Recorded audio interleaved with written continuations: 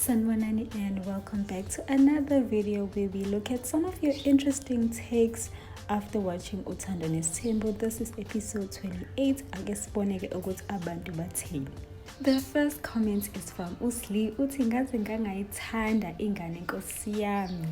Kanti-ke uDikeledi yena uthi this relationship between uMacele and uSamke, including uMthombeni, scares me. Shame, I foresee danger. And then uNkayi uthi I think he's just showing some respect, guys. We all know that our Cocomelon is naughty, so she might say anything that is out of line. So I don't see any problem with that. It's just that mina niyabhora nje. You now thinking Macele is Flo, the ancestor awuwa kanimeni. Ubuhlena uthi uMacele chose ukungayi kwi-trip so azohlala noSamke bazikhiphe and what.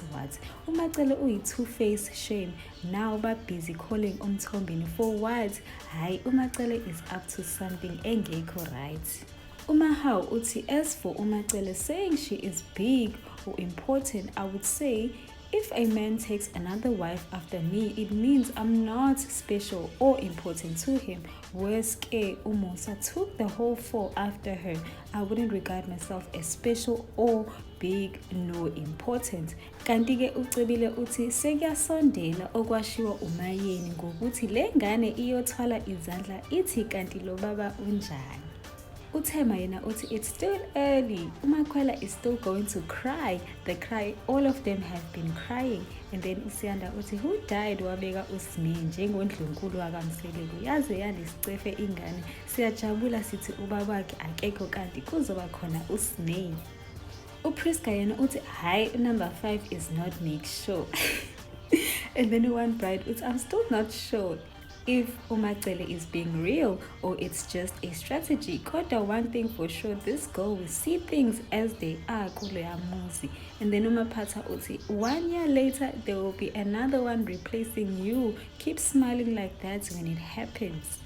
Kanti-ke u-Anga ukhumbula amazwi kaMayeni wayethi uMayeni naye usazonduka afane nathi uyokhala aze azibuza ukuthi kanti lo baba unjani. uSandra yena uthi uMakhwela lisezokudla lelo khehla. Kanti-ke uMpho yena uthi when Nseleku's ancestor is not there, the wives are happy and having fun. Kanti-ke uZabamthetho uthi uSne uyena owenza ibe nzima ilife yakhe yakamseleko cause akekho onendaba nale behavior yakhe. Mafungase yena uthi this is hilarious, umuntu ajole without permission meselobolile useyacela. And then uFari uthi bathong Cocomelon, this is just the beginning. And then uZi uthi Mseleko doesn't love this girl, shuthi besenza ngoba ibisikhulele Nkosi yami. Yo guys, if that's true then that's sad bakithi, that is sad. Kodwa-ke sishilo sathi angakhohlwa into ayizele kaMseleko, she is not there as the special girl nje amkhethile phakathi kwabantu. He took her because bese shiya isikhathi sokuthi athathe omunye unkosikazi. And then ke ubuyisile uthi manje uSne wabasoshabeni yedwa nje. Guys, nje bayigcada yakhomenda. And then uAzile uthi uSne uyahala kodwa iPride ithi hlala phansi. And then uyenziwe uthi cha bayazana uma engekho uFlo. And guys, they were having fun. It was literally one of my favorite episodes kule season. uMamzizi yena uthi uSangeni lo ucoba ile sisu. Angazi ngoba kwathiwa makaye kwi-trip khona azogada izingane. Ukuthi uzigada nini-ke le ingane kwathiwa akazigadi. And then uHlo uthi washo uShibase wathi Samke hamba uzitholela untanga wakho ukhohlwe ikhehla, but ke zangamthatha serious ngoba delusional. uMakathonono uthi yena isazokhala lengane yabo njengoba elokhu emkhumbuza kancane ukuthi akayena umngani wakhe uyoba esethi ngathini kuwe. uNhle uthi usazogileka lo Samke, wayecabanga ukuthi uzoba yiqanda elokhu ehlomekisa umkhovu Macele. Usazogoba-ke ngoba isithembu lesi and akukho qanda leHoodman la. Umfuneko yena uthi yeyi engabe lichatha ngani leli khehla uma ngoba elokhu ethi uyahamba kanti waliswa indoda ihe. And then umphendula kumbali enhlothi sengathi engathola umfana. And then umfuneko wathi yebo bakithi naye abe nenkosana kwakhe. Cela ningiyeke bakithi umthombeni usanje ukudlala ngaye bakithi. uNontshumayelo yena uthi uSine uzoloya yazi. Hayibo guys. Hayibo guys. Oh my gosh.